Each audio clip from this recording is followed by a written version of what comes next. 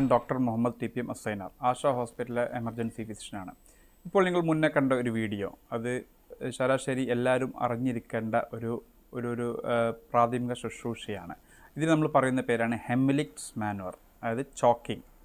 Choking എന്ന് പറഞ്ഞാൽ നമ്മളെ ശ്വാസനാളയത്തിൽ അല്ലെങ്കിൽ ശ്വാസകോശത്തിൽ എന്തെങ്കിലും ഫോറിൻ ബോഡി, ഒരു ഭക്ഷണ പദാർത്ഥമാവാം, എന്തും ആവാം. അപ്പോൾ ഇങ്ങനത്തെ കാര്യങ്ങൾ എന്ത് ചെന്ന് അടഞ്ഞു കഴിഞ്ഞാലും ഉണ്ടാകുന്ന ലക്ഷണങ്ങളാണ് ഇപ്പോൾ നമ്മൾ നേരത്തെ കണ്ടത്. അപ്പോൾ ശരാശരി ഇത് നമ്മളെ ജീവിതത്തിൽ എപ്പോൾ വേണമെങ്കിലും നമ്മളിത് ഫേസ് ചെയ്യാം, നമുക്കും ഇത് അനുഭവപ്പെടാവുന്ന സാധ്യതകൾ കൂടുതലാണ്. അപ്പോൾ എല്ലാവരും അറിഞ്ഞിരിക്കേണ്ട ഒരു പ്രക്രിയയാണ് ഇത്. ഫസ്റ്റ് നമ്മൾ നേരത്തെ കണ്ടത്, ആ ഒരു മനുഷ്യൻ അവിടെ ചോക്ലേറ്റ് കഴിക്കുന്നു. ആ ചോക്ലേറ്റ് കഴിക്കുന്ന സമയത്ത് ഫ്രണ്ട് വന്നിട്ട് ബാക്കിൽ കൊട്ടുമ്പോൾ അതറിയാതെ നമ്മുടെ ശ്വാസനാളയത്തിൽ ചെന്ന് അടയുകയും അവിടുന്ന് അവരുണ്ടാകുന്ന യൂണിവേഴ്സൽ ചോക്കിംഗ് സൈൻ, അവിടെ നിന്ന് കൈ രണ്ടും ഇങ്ങനെ മേലോട്ട് കഴുത്തിൽ പിടിച്ച് അവൻ അത് പുറത്തോട്ട് തള്ളാൻ നോക്കുന്നതാണ് യൂണിവേഴ്സൽ ചോക്കിംഗ് സൈൻ. ഈ സമയം നമ്മൾ അടുത്തുണ്ടെങ്കിൽ നമ്മൾ എന്ത് ചെയ്യണം എന്നുള്ളതാണ്. ആദ്യമായി നമ്മൾ അവരോട് ചെന്ന് പാനിക് ആവാതിരിക്കുക, അത് അവരെ വെപ്രാളപ്പെടാതിരിക്കുക എന്നുള്ളൊരു ഉപദേശം കൊടുക്കുക. രണ്ടാമതായി നമ്മൾ ചുമക്കാൻ പറയുക, അവരോട് മാക്സിമം ചുമക്കാൻ പറയുക. ചിലപ്പോൾ ചുമക്കുന്ന പ്രശ്നമുണ്ട്, ഈ ഫോറിൻ ബോഡി പുറത്തോട്ട് വരാനുള്ള സാധ്യത വളരെ കൂടുതലാണ്.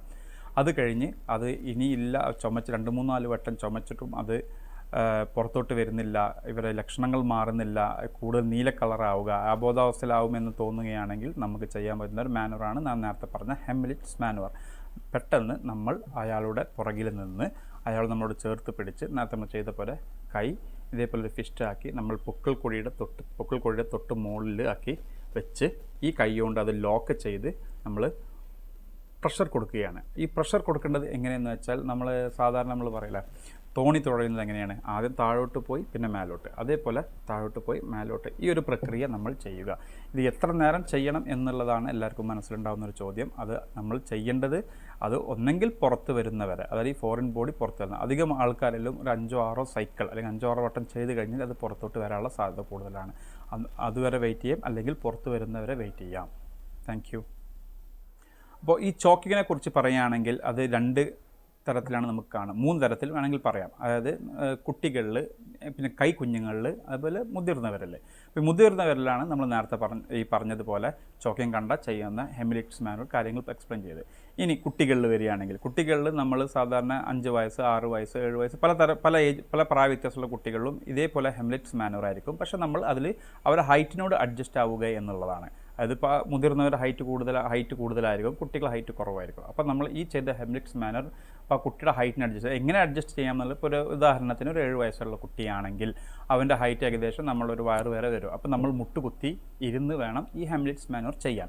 ഇനി ഇവിടെ നമ്മൾ ഏറ്റവും കൂടുതൽ ശ്രദ്ധിക്കേണ്ടത് പറഞ്ഞാൽ ഈ കുഞ്ഞുങ്ങളിലാണ്. അത് നിങ്ങൾക്കെല്ലാം അറിയാം, നമ്മൾ ന്യൂസ് പേപ്പറിൽ, മാധ്യമങ്ങളിൽ കാണുന്ന പോലെ ഈ ഹോസ്പിറ്റലിൽ ഒരു കുട്ടി ഭക്ഷണ പദാർത്ഥം കുടുങ്ങി അല്ലെങ്കിൽ എന്തെങ്കിലും വായിലിട്ട് അത് ശ്വാസതടസ്സമുണ്ടാക്കി ഹോസ്പിറ്റലിൽ എത്തിക്കുന്ന മുന്നേ മരണപ്പെട്ടു.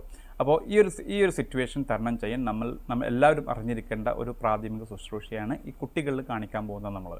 അപ്പോൾ അതിൽ എസ്പെഷ്യലി 6 to 1 വയസ്സ്, അല്ല ഒരു മുട്ടിലിഴഞ്ഞു തുടങ്ങുന്ന പ്രായം, അല്ലെങ്കിൽ നടന്നു തുടങ്ങുന്ന പ്രായം, അവർ എന്ത് കണ്ടു കഴിഞ്ഞാലും അതെടുത്ത് വായിലിടുന്ന ഒരു പ്രായം.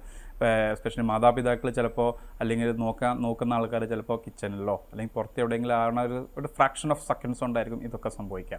അപ്പോൾ ഇവിടെ നമ്മൾ കുട്ടികളിൽ ശ്രദ്ധിക്കേണ്ട കാര്യങ്ങൾ എന്തൊക്കെയാണ്? ഒന്നാമത്, കുട്ടിയുടെ കരച്ചിൽ. നമ്മൾ പെട്ടെന്നൊരു അട്ടഹസിച്ചുള്ള കരച്ചിലായിരിക്കും ഇനീഷ്യലി ആദ്യം നമുക്ക് കേൾക്കുക. ചിലപ്പോൾ അതും ഉണ്ടാവില്ല, ചിലപ്പോൾ കുട്ടി കരയാൻ ശ്രമിക്കുന്നുണ്ടാവും, പക്ഷേ തൊണ്ട അടഞ്ഞിരിക്കുന്നതുകൊണ്ട് സൗണ്ട് ഉണ്ടാവില്ല.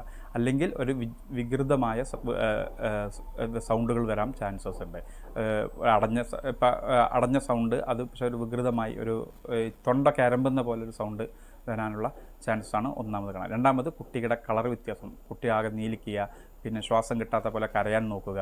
അപ്പോൾ ഇതൊക്കെയാണ് കുട്ടികളിൽ നമ്മൾ ചോക്കിങ്. കാരണം അവർ മുതിർന്ന പോലെ പറയാനോ അല്ലെങ്കിൽ ആക്ഷൻ കാണിക്കാനോ നേരത്തെ പറയുക യൂണിവേഴ്സൽ ചോക്കിങ് സൈനോ അല്ല കാണിക്കുക. അപ്പോൾ നമ്മൾ ഈ വീഡിയോയിൽ കാണിക്കാൻ പോകുന്നത് എങ്ങനെയാണ് ചെറിയ കുട്ടികളിൽ ഭക്ഷണ പദാർത്ഥം, അതായത് മാസങ്ങൾ പ്രായമുള്ള കുട്ടികൾ, കൈപ്പിടിയിൽ ഒതുങ്ങുന്ന കുട്ടികളിൽ എങ്ങനെയാണ് ചോക്കിങ് സംഭവിച്ചാൽ എങ്ങനെയാണ് അതിനുള്ള പ്രാഥമിക ശുശ്രൂഷ കൊടുക്കേണ്ടതെന്നാണ്. ആദ്യം നമ്മൾ കുട്ടീനെ കയ്യിലെടുത്തതിന് ശേഷം എപ്പോഴും ശ്രദ്ധിക്കേണ്ട ഒരു കാര്യം, നമ്മൾ കാരണം മിക്ക കുട്ടികളിലും 3-6 മാസം ആവാതെ അതിൻ്റെ ഇടയിൽ ആ സമയമെടുക്കും കഴുത്ത് ഉറക്കാൻ. അപ്പോൾ കഴുത്ത് സ്റ്റേബിൾ ആവുന്ന രീതിയിൽ കുട്ടീനെ ഈ വീഡിയോയിൽ കാണുന്ന രീതിയിൽ കുട്ടീനെ പിടിക്കുക. 2 കാലുകൾ നമ്മൾ 2 കൈയുടെ ഇടയിൽ 2 കാലുകൾ കൈയിൻ്റെ ഇടയിൽ അപ്പുറം ഇപ്പുറം ആക്കി കഴിഞ്ഞാൽ കുട്ടി കുറച്ചുകൂടി സ്റ്റേബിളായിരിക്കും, വീഴാതിരിക്കാൻ. അത് കഴിഞ്ഞ് കുട്ടിയുടെ തലഭാഗം ചെരിച്ച് കുറച്ച് താഴോട്ട്, അത് ഗ്രാവിറ്റേഷണൽ ഫോഴ്സിന് വേണ്ടിയിട്ട് ചെയ്യുന്നതാണ്.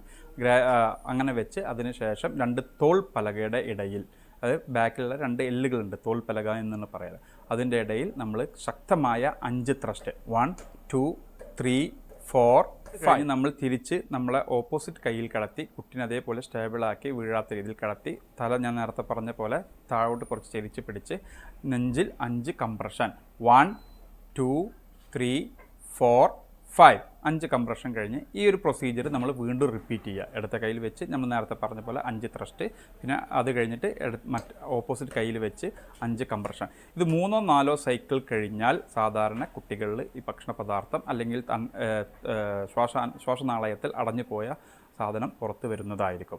എപ്പോഴും നമ്മൾ ശ്രദ്ധിക്കേണ്ട ഒരു കാര്യം, ബ്ലൈൻഡ് ആയിട്ട് ഒരിക്കലും നമ്മൾ വായിൽ വിരലിട്ട് അത് നോക്കാൻ പാടില്ല. കാരണം അത് കൂടുതൽ ബുദ്ധിമുട്ട് ഉണ്ടാക്കാനാണ് ചാൻസ് കൂടുതൽ. കാരണം അത് ചിലപ്പോൾ നമ്മൾ ബ്ലൈൻഡ് ചെയ്യുമ്പോൾ ഇത് കൂടുതൽ താഴോട്ട് നമ്മളായിട്ട് തള്ളിവിടാനുള്ള ചാൻസ് കൂടുതലാണ്. അപ്പോൾ ഇതിൽ കാണിച്ച 2 വീഡിയോസ്, അഡൾട്ട് ആൻഡ് പീഡിയാട്രിക് ചോക്കിങ്ങിനെ കുറിച്ചിട്ടുള്ള വീഡിയോസാണ് ഇപ്പോൾ നമ്മൾ ചെയ്ത് കഴിഞ്ഞത്. എല്ലാവർക്കും അത് ഇഷ്ടപ്പെട്ടു എന്ന് വിചാരിക്കുന്നു, എല്ലാവർക്കും അത് മനസ്സിലായി എന്ന് വിചാരിക്കുന്നു. ഇനി അതോടനുബന്ധിച്ച് എന്ത് സംശയങ്ങളുണ്ടെങ്കിൽ കമൻറ്റ് ബോക്സിൽ ചോദിക്കാവുന്നതാണ്. മാക്സിമം ഞങ്ങൾ അതിന് റിപ്ലൈ തരുന്നതായിരിക്കും. താങ്ക്